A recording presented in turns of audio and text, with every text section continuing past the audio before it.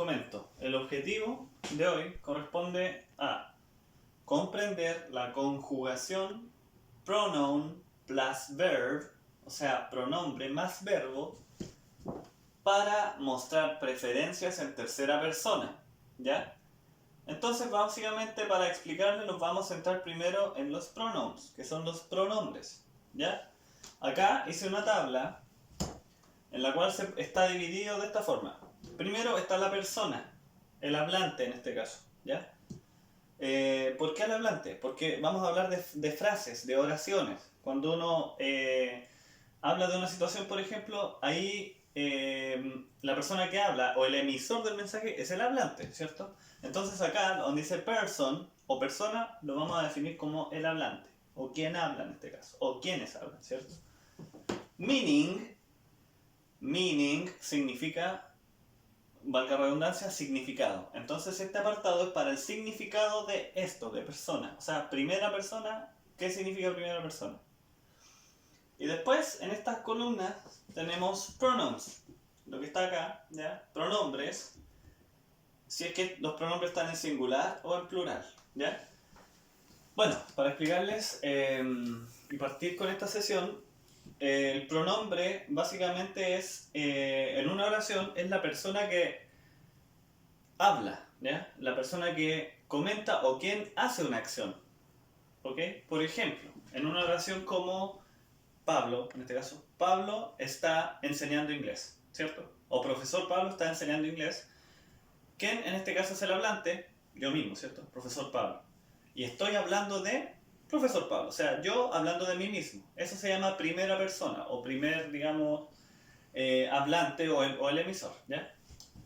Entendiendo eso en español, vamos a poder más o menos empezar a formar como una base para entenderlo mejor en inglés. Entonces, para partir, vamos a iniciar con la primera persona, donde dice aquí first person, ¿ya? La primera persona, el significado de primera persona, entonces es la persona que habla. En este caso yo estoy siendo la primera persona, ¿cierto? Porque yo estoy hablando, yo estoy dando el mensaje, yo estoy impartiendo esta sesión, esta clase, como quieran llamar. Y estoy hablando de mí, porque Pablo está enseñando, o sea, yo estoy enseñando. El profesor Pablo, yo. Y en este caso, acá les puse cómo se dice en singular yo. Se dice I, se escribe I, con una I latina, la del puntito. Pero ojo, cuando nosotros estamos hablando de nosotros mismos, por ejemplo yo, o sea, esta I nunca va en minúscula, siempre va con mayúscula, ¿ya?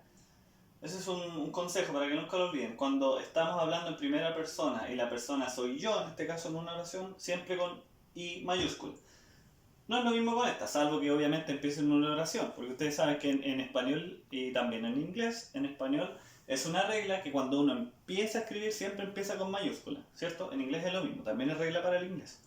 Pero en este caso el I puede estar, incluso no empezar con el I, sino que puede estar más adelante en una oración, puede estar en el medio de un texto, de un párrafo, y siempre va con mayúscula en inglés, ¿ya? Entonces I significa yo. Y el plural de yo significa nosotros, ¿cierto? Porque yo también estoy en ese grupo.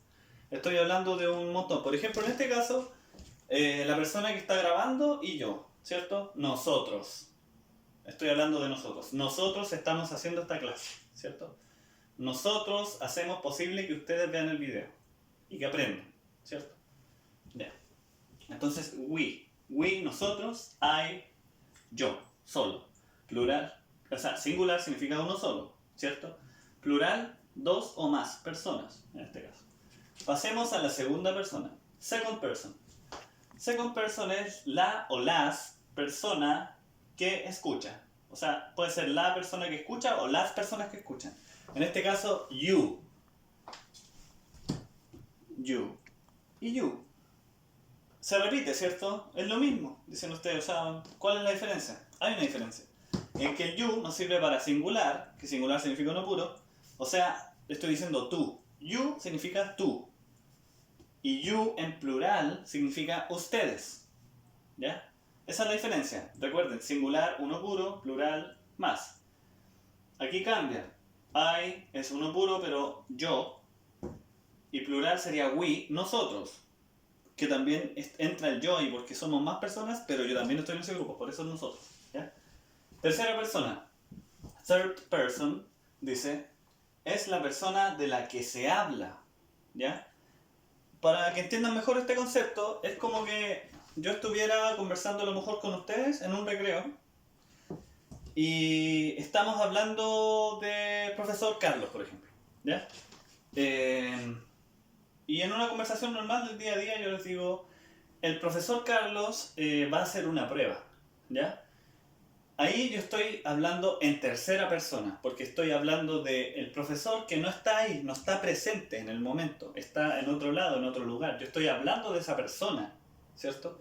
Pero no estoy hablando de ti, ni estoy hablando de mí, estamos hablando de alguien más. Esa es la tercera persona, el alguien más, alguien que no está en el espacio físico, ¿ya? O que no está con nosotros. O puede estar pero lejos de nuestra conversación, eso es, está ajena a nuestra conversación. Y aquí hay tres. Y en estos nos vamos a enfocar hoy día, en estos tres. Porque estos son un poco más sencillos de entenderlos, ¿ya? Pero la tercera persona tiene una diferencia de las otras, que les voy a explicar después de este cuadrito. Primero, he significa él. She significa ella. It significa eso o aquello, para referirnos a una cosa. Puede ser un objeto como una mesa, puede ser una fruta, puede ser un animal, etc.